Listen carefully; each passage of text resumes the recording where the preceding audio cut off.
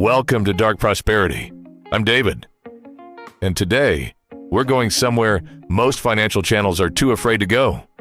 We're not talking about interest rates. We're not talking about budgeting tips.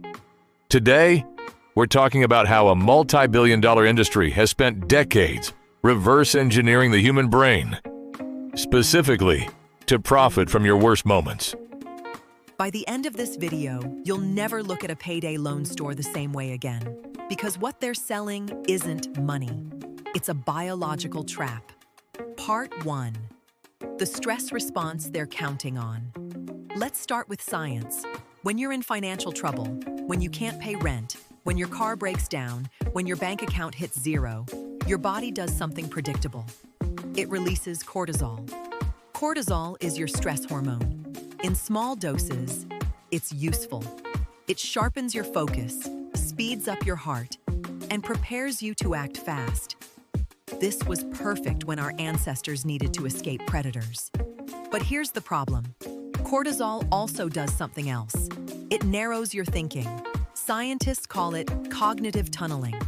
When cortisol floods your brain, your prefrontal cortex, the part responsible for long-term reasoning, risk assessment, and impulse control, goes partially offline. You stop thinking about next month. You stop calculating total costs. You stop reading the fine print. You only see one thing, the immediate problem in front of you. And payday lenders know this. They've built their entire business model around it. Part 2. The engineering of the trap. Here's how it works in practice. You walk into a payday loan store or open their app at 2 a.m.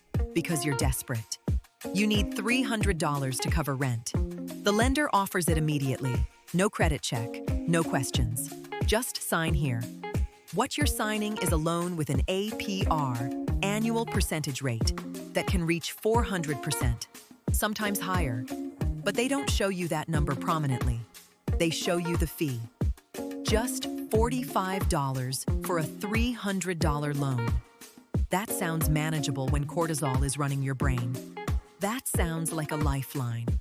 What they don't tell you is that $45 fee, repeated every 2 weeks when you can't pay back the principal, turns into $1,170 in fees over a year. For a $300 loan, you still haven't paid off. This isn't an accident. This is design.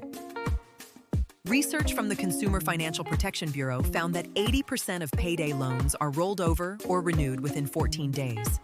4 out of 5 borrowers cannot pay back the loan when it's due, so they borrow again and again, each time paying another fee, each time sinking deeper. The industry calls this the debt treadmill.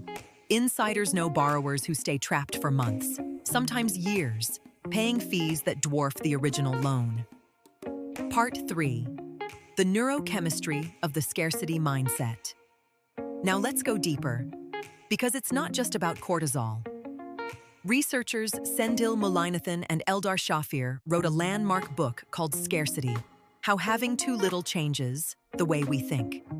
Their research showed something profound. The experience of scarcity, whether it's money, time, or food, literally reduces your cognitive bandwidth. Think of your brain like a computer with limited RAM. When you're in financial scarcity, scarcity consumes that RAM.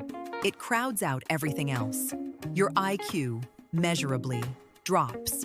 Not because you're less intelligent, but because your mental resources are fully occupied with the immediate crisis. Payday lenders operate at the exact intersection of maximum cortisol and minimum cognitive bandwidth. They find you at your worst, cognitively speaking, and offer you a solution that makes your situation measurably worse over time. And they do it with a smile, with neon signs that say fast cash, with apps designed in bright, reassuring colors, with customer service agents trained to be warm and non-judgmental. The predatory engineering is wrapped in the language of help. Part 4. Who they target and why. This is where it gets darker. Because payday lenders don't set up in wealthy neighborhoods. They cluster in low-income areas, near military bases, near communities of color. This isn't coincidence. This is strategy. Military personnel are legally protected now. The Military Lending Act caps interest at 36% for active duty members. Why? Because Congress recognized that financial stress was compromising military readiness. Soldiers drowning in payday debt were distracted, unreliable, and vulnerable to security risks. If it's dangerous enough to protect soldiers, why isn't everyone protected? The answer involves billions of dollars in lobbying, dozens of state-level battles, and a regulatory environment that has consistently favored industry over consumers. In states with no interest rate caps, the predatory math runs unchecked. In states that have capped rates, lenders have found creative workarounds, partnering with out-of-state banks, moving online, or rebranding their products as credit lines or installment loans to dodge the regulations. Part 5. The escape and the real solution. So what do you do if you're in the trap? Or if you want to make sure you never fall into it? First, understand that the biology works against you in crisis. This is not a character flaw. This is neuroscience. Knowing this means you can prepare before the crisis hits. Build what financial experts call a stress buffer. Even $500 in a separate savings account, money you mentally label as untouchable, can break the payday loan cycle. Because when cortisol hits and the tunneling starts, that buffer gives your brain an alternative pathway. It doesn't solve everything, but it changes the equation. Second, if you're already in the cycle, contact a nonprofit credit counselor. Organizations like the National Foundation for Credit Counseling offer free or low-cost help to negotiate with lenders, consolidate debt, and build a realistic exit plan. The payday industry counts on you not knowing this exists. Third, use the cortisol cooldown. Before signing anything financial during a crisis, give yourself 24 hours if at all possible. Sleep on it. Let the cortisol drop. Let your prefrontal cortex come back online. The loan will almost certainly still be available tomorrow, and tomorrow's you, with a clearer mind, will make a better decision. Conclusion. The payday lending industry generates $9 billion in fees every year in the United States alone. That money doesn't come from convenience. It comes from engineering. It comes from understanding human biology better than most of their customers understand themselves. They know about cortisol. They know about cognitive tunneling. They know about the scarcity mindset. They've built billion-dollar systems around exploiting all three.